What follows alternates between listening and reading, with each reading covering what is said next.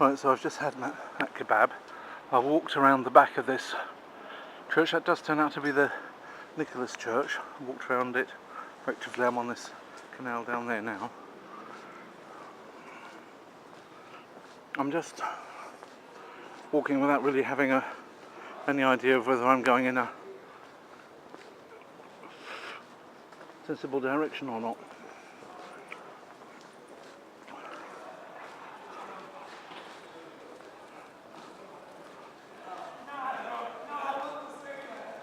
Just seeing what it's like, I suppose.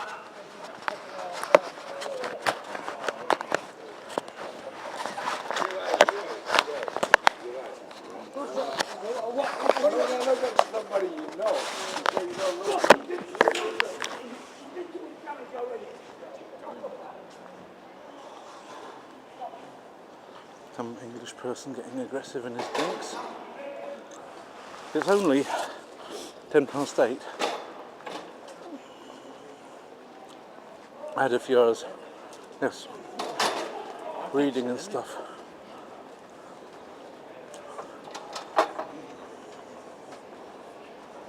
Oh, it's a Lebanese restaurant. It says Lebanese, I assume it means Lebanese.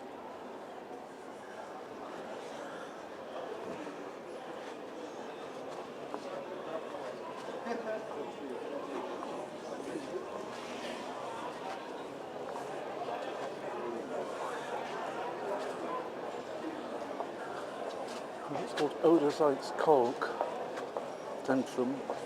It's got a lot of big, like, rainbowy flags all over it. There's one over there as well. I assume these rainbow flags refer to being a place for gay people. You know, they're going to go back on us. Although you wouldn't necessarily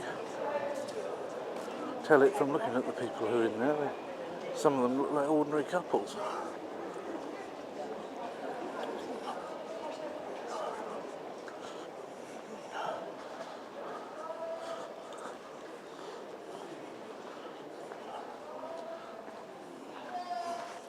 I heard that most of the city is actually under sea level.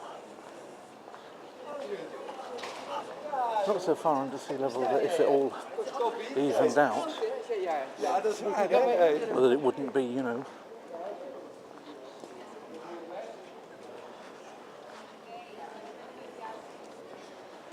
possible to get into the top ends of the buildings. But then imagine how much of an episode there would be as the sea actually came in, because it would come in with a lot of force, wouldn't it, if the dikes got breached. You know, 60 years before this year, in 53, there was a North Sea surge. This takes place when unusually low pressure occurs over the sea, causing the sea level to well, I don't know about that one, just a bit boring. Causing the sea level to go up. Obviously, air pressure's not there pushing it down. It's like suction when there's low pressure. So the sea goes up, surges, and a surge wave comes out in all directions. You've got to have very low pressure for that to take place, and for long enough time for it to actually lift all that water. But and they don't happen very often. The last one was 60 years ago this year.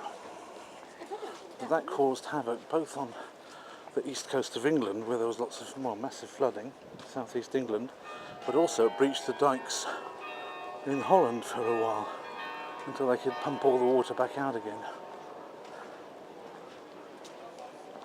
I thought people didn't know what the hell was happening in 1953. Now they can study it and look and see, oh yes, that's what it was. they can model it and see the reason why it happened. But at the time, it must have seemed, like something really strange had happened, and they didn't know whether it was going to reverse itself or not. They would have hoped it would, but they didn't know it.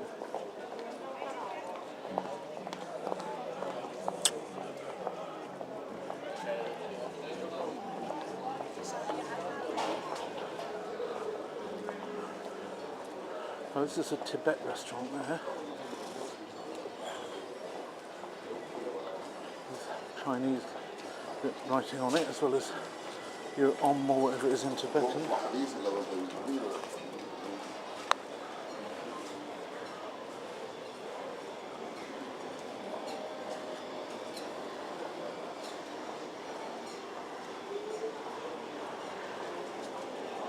This is obviously one of those sex shops.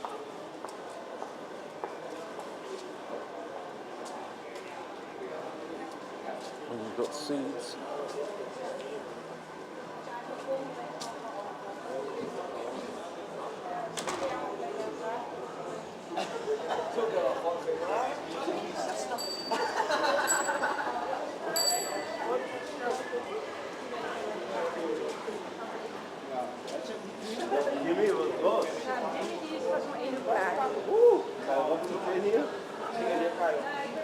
Lots and lots of fast food places.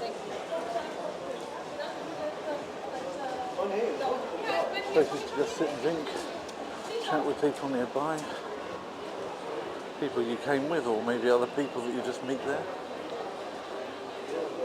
All these places are halal. This is halal. The kebab it was also at pains to point out that it was halal. What's all of this religious observance doing in the middle of a place with all drugs and sex? I really don't know. But still, if it helps them. Oh, and there's the English mail. Huna forced me to abort my baby, and he has a second mistress, says Mrs. Huna.